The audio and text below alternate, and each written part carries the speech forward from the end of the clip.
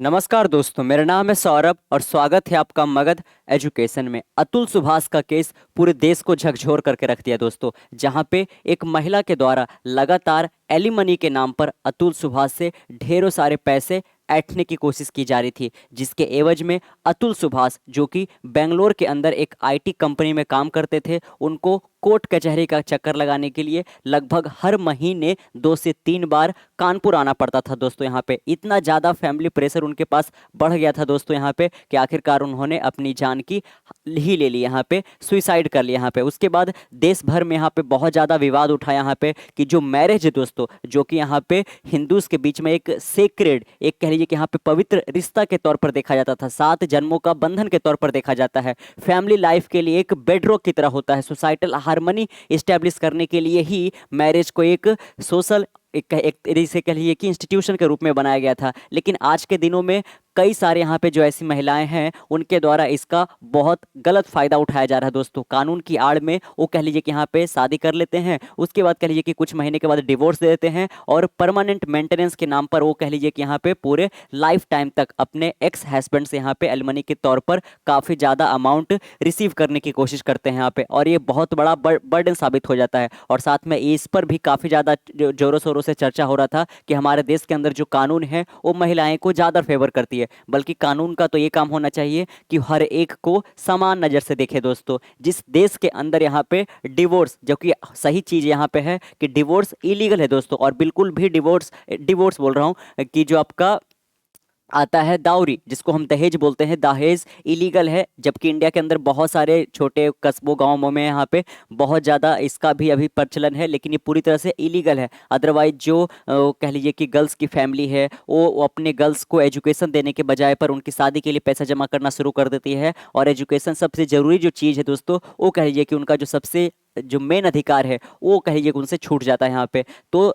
जो पूरा का पूरा दावरी है वो तो इलीगल होना ही चाहिए यहाँ पे, लेकिन आखिरकार जो एलिमनी होता है ये एक बहुत बड़ा डिबेटेबल टॉपिक हो जाता है। लेकिन आज के दिनों में इस पर भी बहस हो गया यहाँ पे कि जो आपका एलिमनी का सिस्टम है इसको भी हमें पूरी तरह से खारिज कर देना चाहिए, क्योंकि जिस तरीके से डाउरी को हमने इलीगल करार दिया है, एलिमनी जो है दोस्तों, एलिमनी क्या है कि जब डिवोर्स हो जाता है उसके बाद जो हस्बैंड है, एक्स हस्बैंड जब वो हो गया, अब अपनी वो एक्स वाइफ को मेंटेनेंस के नाम पर, ताकि जो वो विमेन है वो कह लीजिए कि समाज के अंदर जो उसका क्वालिटी लाइफ है या फिर डिग्निटी के साथ यहाँ पे वो रह सके दोस्तों, इसके लिए यहाँ पे एलमनी के नाम पर हस्बैंड कुछ पैसे यहाँ पे अपनी वाइफ को देगा। इस तरीके का हमारे यहाँ पे कानून है। ऐसा नहीं कि अगर जो कोई हस्बैंड मैरिज किया किसी से यहाँ पे, और जब वो महिला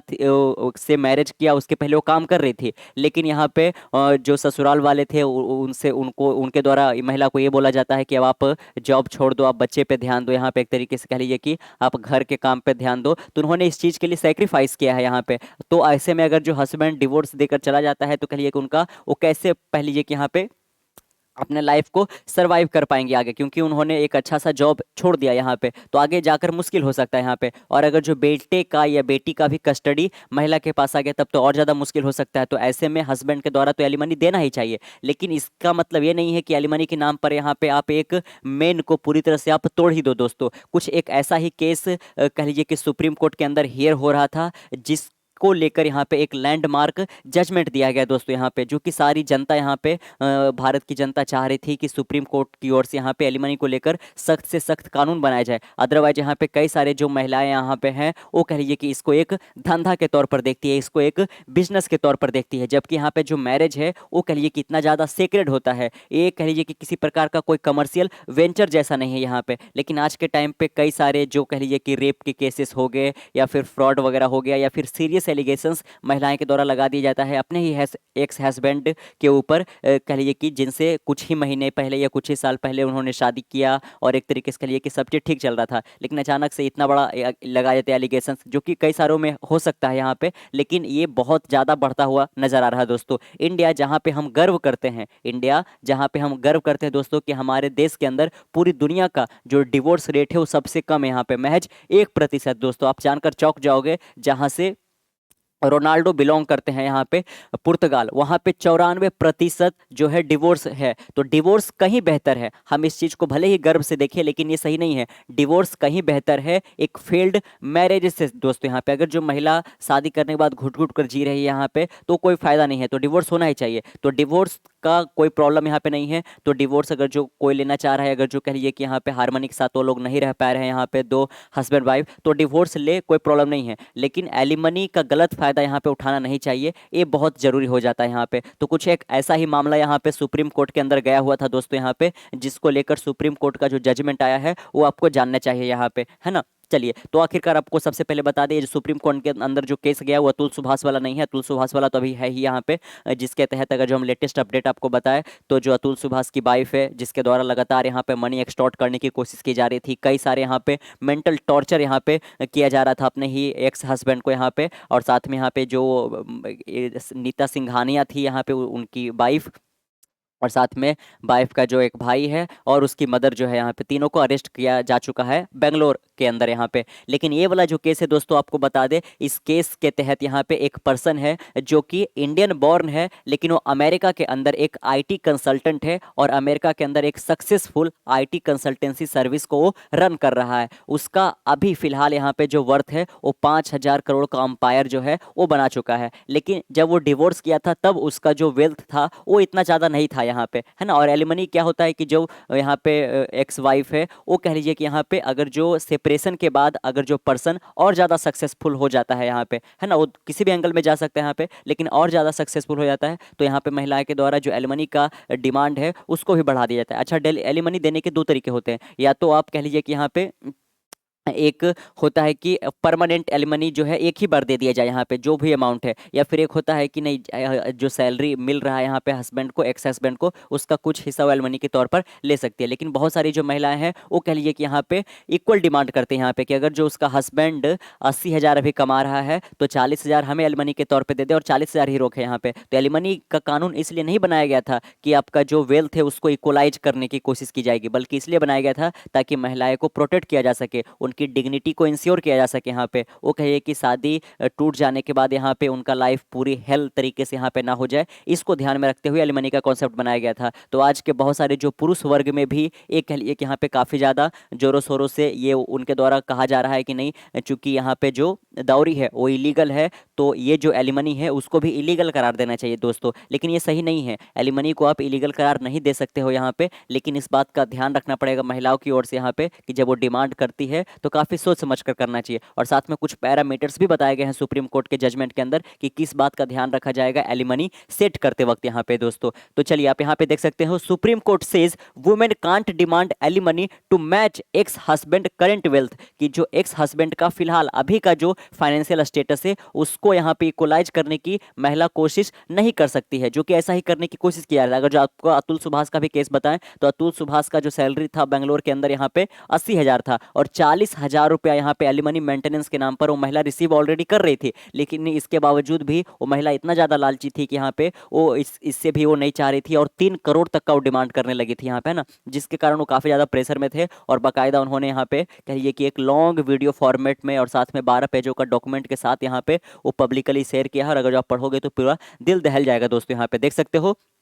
जिस पर्सन के बारे में हमने बात किया अभी, ये जो केस यहाँ पे है कि वो एक आईटी कंसल्टेंट है और अमेरिका के अंदर आईटी कंसल्टेंसी बिजनेस चला रहा था दोस्तों। यहाँ पे उसका डिवोर्स एक पहले भी यहाँ पे शादी हुआ था उसमें हो रखा था यहाँ पे, और पहली वाइफ को उसने एलिमनी के नाम पर 2020 के अंदर, गौर करिएगा, नवंबर 2020 के अंदर पहली वाइफ को यहाँ पे वो कितना करोड़ रुपया देता है दोस्तों, 500 करोड़ रुपया, है ना। गौर करिएगा कि पहली वाइफ को वो 500 करोड़ का एलिमनी पे करता है, परमानेंट एलिमनी पे करता है फर्स्ट वाइफ के साथ जब उसका डिवोर्स होता है। इसलिए हम बात करते हैं कि रिच लोगों में, यहाँ पे अमीर लोगों के लिए जो शादियां हैं दोस्तों और साथ में जो डिवोर्स है, तलाक है, वो दोनों ही एक महंगा सौदा होता है। कि जब वो शादी करते हैं तो काफ़ी पैसा खर्च करते हैं और साथ में जब उनका तलाक भी होता है तो एलिमनी के नाम पर उनको काफ़ी पैसे देने पड़ जाते हैं अपने एक्स वाइफ को यहाँ पे। तो वो ये जो हम बात कर रहे हैं यहाँ पे एक अमीर ही इंसान के बारे में बात हो रही है यहाँ पे। तो पहली वाइफ से जब यहाँ पे उनका डिवोर्स होता है तो 500 करोड़ रुपया वो एलिमनी के तौर पर अपनी एक्स वाइफ को पे कर देते हैं। ये जो दूसरा केस चल रहा है ये आया हमारे सुप्रीम कोर्ट के अंदर यहाँ पे, जहाँ पे वो जो महिला है सेकेंड वाइफ है, जो सेकेंड वाइफ हस्बैंड के साथ केवल 4 महीना ही रही यहाँ पे, 4 महीना ही उनका मैरिज लाइफ होगा, उसके बाद वो महिला जो है वो डिवोर्स दे देती है यहाँ पे। डिवोर्स देने के बाद वो महिला जो है वो डिमांड कर रही है कितना, 500 करोड़ रुपया, क्योंकि पहली वाइफ को उस हस्बैंड के द्वारा यहाँ पे 500 करोड़ रुपया ही दिया गया था, इसीलिए उसको भी 500 करोड़ रुपया दिया देना जाना चाहिए दोस्तों। लेकिन सुप्रीम कोर्ट ने महज 12 करोड़ रुपया ऑर्डर दिया है उस हस्बैंड को देने के लिए इस महिला को। यहाँ पे देख सकते हो बकायदा यहाँ पे, grant 12 crore to women who demanded 500 crore after living together for just 4 month. यहाँ पे कि महज शादी को 4 महीने ही हुए यहाँ पे, और इसी बीच यहाँ पे वो महिला 500 करोड़ का डिमांड कर रही है यहाँ पे, जो कि सरासर यहाँ पे गलत है दोस्तों यहाँ पे। और सुप्रीम कोर्ट ने बाकायदा कहा है कि नहीं, 12 करोड़ से ज़्यादा यहाँ पे आपको नहीं मिलेगा दोस्तों, है ना। आपको जीने के लिए कह लीजिए कि 500 करोड़ नहीं चाहिए यहाँ पे, आप फालतू का इतना बड़ा डिमांड कर रही हो यहाँ पे। आप एक्स हस्बैंड का चूंकि इनकम जो है इंक्रीज हुआ है, तो आप उसको मैच करने की कोशिश नहीं कर सकती हो, ऐसा अधिकार आपको कानून नहीं देता है। आपका जो कानून बनाया गया है वो आपके भले ही डिग्निटी के लिए, आत्मरक्षा के लिए बनाया गया है यहाँ पे, कि आप जिस प्रकार का लाइफ एंजॉय कर रही थी शादी से पहले, आप उसी प्रकार का लाइफ एंजॉय कर पाओ शादी के बाद। लेकिन आप कह लीजिए कि यहाँ पे एक्स हस्बैंड को इतना ज़्यादा प्रताड़ित आप नहीं कर सकते हो कि, है ना, क्योंकि अगर जो आप ऐसा डिमांड कर रहे हो कि आपका जो हस्बैंड है वो डिवोर्स देने के बाद और ज़्यादा सक्सेसफुल हो गया और ज़्यादा वो पैसे कमाने लगा, तो आप अपना एलिमनी चार्जेस को बढ़ा दे रहे हो। लेकिन क्या वो हस्बैंड अगर जो मैरिज करने के बाद वो कह लीजिए कि ब्रेक डाउन हो जाता है, उसका बिजनेस फेल कर जाता है, तो क्या आप ऐसे केस में एलिमनी को कम करते हो? नहीं करते हो यहाँ पे। इसीलिए यहाँ पे अगर जो वो और ज़्यादा फाइनेंशियल सक्सेस पाता है डिवोर्स के बाद, तो आप ऐसा डिमांड नहीं कर सकते हो कि हमको और ज़्यादा एलिमनी के नाम पर पैसे चाहिए दोस्तों यहाँ पे, है ना। तो इसी में ये जो मेन केस था उसी के बारे में हियरिंग चल रहा था, और बाकायदा आपको बता दें कि 72 पेज का जजमेंट यहाँ पे सुनाया गया, और बिल्कुल बाकायदा बताया गया कि इस प्रकार से आप मनी को इक्वलाइज करने की कोशिश नहीं कर सकते यहाँ पे, है ना, मैच करने की कोशिश नहीं कर सकते यहाँ पे। चलिए थोड़ा सा हम इसमें डीप डाइव करेंगे यहाँ पे इस पर्टिकुलर केस के अंदर, फिर आपके साथ वो भी शेयर करेंगे कि क्या क्या पैरामीटर यहाँ पे सुझाए गए हैं जिसके तहत एलिमनी का अमाउंट दोस्तों सेट होना चाहिए यहाँ पे। बाकायदा आप देख सकते हो यहाँ पे, है ना, ये बिल्कुल एक एआई जनरेटेड पिक्चर है जो कि आपके सामने पेश है। यहाँ पे एक जज है यहाँ पे जिनके सामने हस्बैंड के द्वारा यहाँ पे एलिमनी पे किया जा रहा है उनकी एक्स वाइफ को। यहाँ एमिड the rising debate over astronomical alimony demand, देख सकते हो यहाँ पे कि हाल के दिनों में यहाँ पे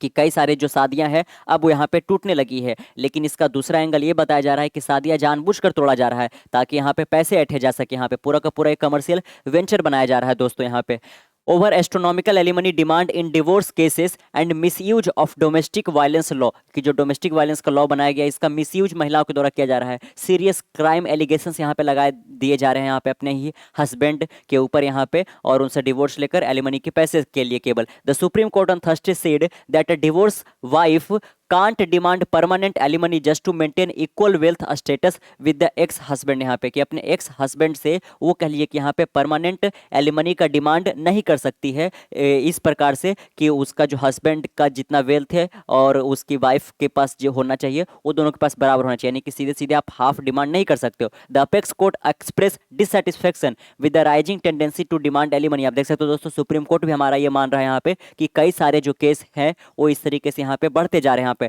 मैट्रोमोनियल केसेस के अंदर मैट्रोमोनियल डिस्प्यूट के केसेस काफ़ी ज़्यादा यहाँ पे बढ़ते जा रहे हैं, जिसमें लगातार ये देखने को मिल रहा है यहाँ पे कि जो महिलाओं के द्वारा इक्वलाइजेशन पे ज़्यादा जोर दिया जा रहा है पे, हस्बैंड का जितना सैलरी है उससे सीधा सीधा यहाँ पे आधा मांगा जा रहा है यहाँ पे। अच्छा, ये जो बेंच जिन्होंने ये जजमेंट लैंडमार्क जजमेंट सुनाया है इसमें कौन कौन जस्टिस थे, तो भी नागरत्था थे और साथ में एन के सी थे दोस्तों। Stated that while the wife is entitled to maintenance to the same standard of life as she was accustom to with her husband as per has best possible. This can't be permanent. The court said the ex-husband can't be expected to provide maintenance as per his current status forever. यहाँ पे कि जो husband का current financial status है